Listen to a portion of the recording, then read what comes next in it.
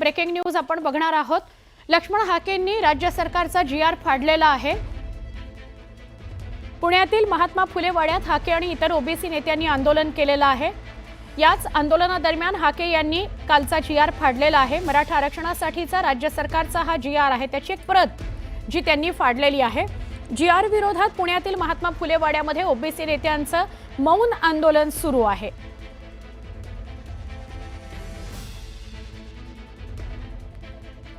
राज्य सरकारच्या जीआरची प्रत लक्ष्मण हाकेंच्या हातात आणि काही नेत्यांच्या हातात त्यांनी ती फाडलेली आहे।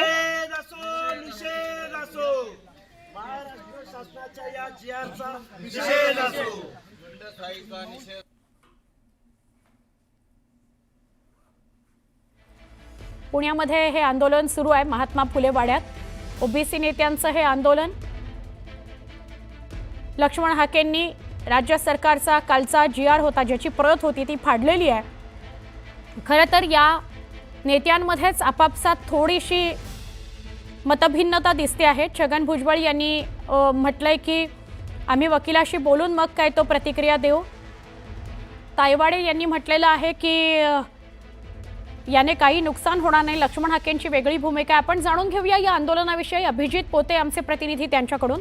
अभिजित, काय अधिक माहिती या आंदोलनाविषयी काय सांगाल?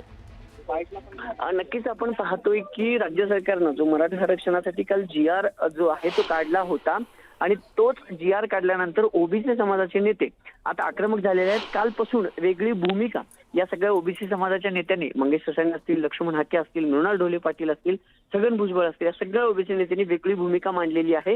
राज्य सरकारनं ओबीसींवर अन्याय केला, हा जो जीआर आहे तो ओबीसींच्या विरोधातला आहे असा सूर या ओबीसी नेत्यांनी आवळला आहे। आणि त्यानंतर आज 1 तासापासून पुण्यातली जी समताभूमी मानली जाते महात्मा फुले वाडा, त्या फुले वाड्यात सावित्रीमाई आणि महात्मा फुलेंच्या पुतळ्यासमोर हे सगळे जे कार्यकर्ते आहेत किंवा जे नेते आहेत ओबीसी नेते, त्यांनी या राज्य सरकारच्या जीआरच्या विरोधात मौन आंदोलन जे आहे ते सुरू केलं होतं।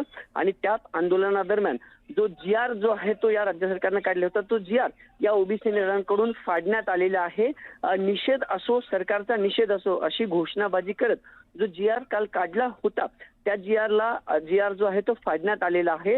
राज्य सरकारनं ओबीसींवर अन्याय केलाय, हे आरक्षण ओबीसींमधूनच जाईल असा थेट आरोप करत आम्ही या विरोधात, या जीआरच्या विरोधात रस्त्यावरची त्यासह कोर्टातली लढाई लढू, कोर्टात देखील जाऊ असा इशारा या ओबीसी नेत्यांनी दिला। आणि याच दरम्यान, या आंदोलनादरम्यान आता जीआर जो आहे तो फाडण्यात आलाय।